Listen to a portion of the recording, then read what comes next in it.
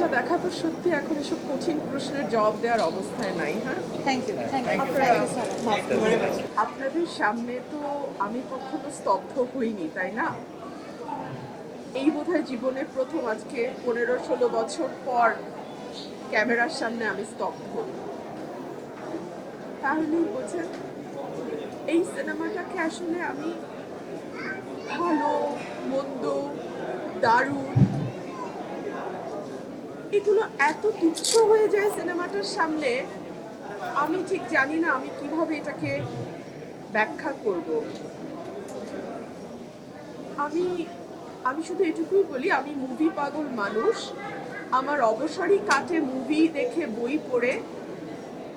So আমি অনেক বছর আমি এমন মুভি দেখি নাই যেটা আমাকে এলোমেলো করে দেয়। এই মুভিটা আমাকে এলোমেলো করে দিয়েছে। আমি একটু